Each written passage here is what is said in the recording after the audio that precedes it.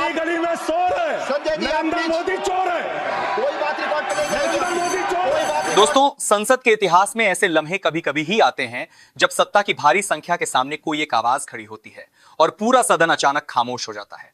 नमस्कार, मैं हूं प्रमोद कुमार और आप देख रहे हैं न्यूज ऑफ इंडिया। आज हम आपको संसद का वही दृश्य दिखा रहे हैं जब आम आदमी पार्टी के सांसद संजय सिंह ने प्रधानमंत्री नरेंद्र मोदी और गृह मंत्री अमित शाह की ओर सीधे देखते हुए सवाल पूछे। ऐसे सवाल जिन पर सरकार के पास जवाब कम और शोर ज्यादा था। भ्रष्टाचार से लेकर बांग्लादेश और अडानी तक संजय सिंह ने सत्ता की उन नसों को छुआ जहां दर्द सबसे ज्यादा होता है। शुरुआत उन्होंने बीजेपी के भ्रष्टाचार विरोधी दावों से की और एक उदाहरण रखा जिसने सत्ता पक्ष को बेचैन कर दिया। जरा सुनिए कैसे उन्होंने बात शुरू की। समाजवादी आंदोलन में नारा लगता था, जब तक दुखी इंसान रहेगा धरती पर तूफान रहेगा।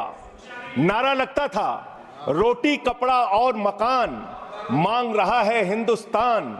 नारा लगता था, धन और धरती बट के रहेगी, भूखी जनता चुप न रहेगी। लेकिन आज भारत को इस हालत में इन्होंने पहुंचा दिया है मान्यवर, जहां पर 3% संपत्ति 50% लोगों के पास है और 5% लोगों के पास देश की 60% संपत्ति है। जेल वेल की बात करोगे ना, जिस दिन सत्ता परिवर्तन होगा एक भी आदमी बाहर नहीं दिखेगा। फिर ऐसी बातें मत करो, आपस में बात नहीं। ये संजय जी, धमकी देने की बातें मत करो। संजय जी, आपस में कोई बात नहीं। संजय जी प्लीज प्लीज, नहीं कोई नहीं, आप लोग आपस में बात कंट्रोल कीजिए सर। सभी लोग आपस में बात प्लीज, प्लीज आप बैठे रहे प्लीज। ऐसे धमकी देकर काम मत करो। आप विषय पे बोले, विषय बोले। अडानी की दलाली करने वाली सरकार हमसे आप सवाल बोले कर रही विषय पर। संजय जी, जेल 3 घंटे ईडी सीबीआई दे दो, सबको भेज दूंगा। चलो दे दो ईडी संजय सीबीआई। जी आप बोलते हैं। बच्चों शांति रखो, बच्चों हल्ला मत करो, बच्चों शांत हो जाओ। जब बीजेपी के लोग भ्रष्टाचार के खिलाफ बोलते हैं तो ऐसा लगता है जैसे ओसामा बिन लादेन अहिंसा पर प्रवचन दे रहा हो। ये लोग भ्रष्टाचार पर बोलेंगे।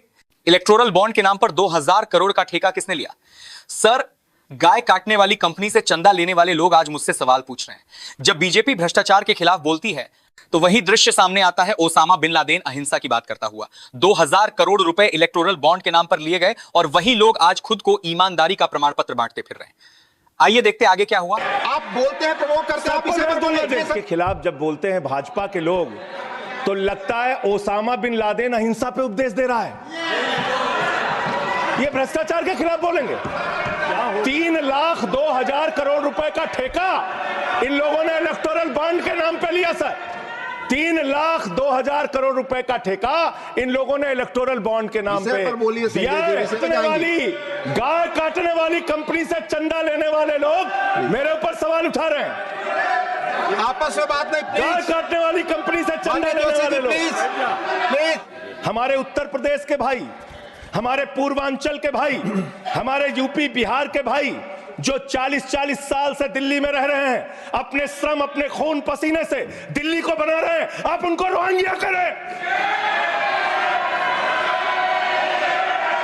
आप उनको रोहिंग्या करें। और गड़बड़ करेंगे तो संविधान कहां से बचेगा सर? चुनाव ही निपटाने पे लगे हुए हैं ये लोग। पिछले 10 साल से हिंदुस्तान में किसकी सरकार है सर? क्या यहाँ पे ट्रंप की सरकार है? क्या ओबामा की सरकार है? यहाँ पे 10 साल से किसकी सरकार है? 10 साल से यहाँ पे महामानव की सरकार है। आप लोग घास छील रहे थे क्या? आपकी सरकार घास छील रही थी क्या? कैसे आ गए भाई यहाँ पे बांग्लादेशी? और 10 साल में 10 बांग्लादेशी घुसपैठिया दिल्ली से भगाया हो तो उसका नाम बता दो, उसका नाम बता दो। नरेंद्र मोदी का दोस्त अडानी बांग्लादेश को बिजली सप्लाई करता है। आप इसे बिजली सप्लाई करता है। प्रधानमंत्री पर आपने भारत की बिजली चोरी करके, भारत की बिजली चोरी करके बांग्लादेशियों का घर रोशन करते हो। भारत की बिजली चोरी करके अडानी बांग्लादेश को पहुंचाता है। ये अभी सब्सिडेट करेंगे, इसको भी करेंगे। हाँ, करे। जितना एक बात याद रखना, ये देश बाबा साहब के संविधान से चलेगा, किसी मोदी और अमित शाह के फरमान से नहीं चलेगा। याद रखना इसको, याद रखना।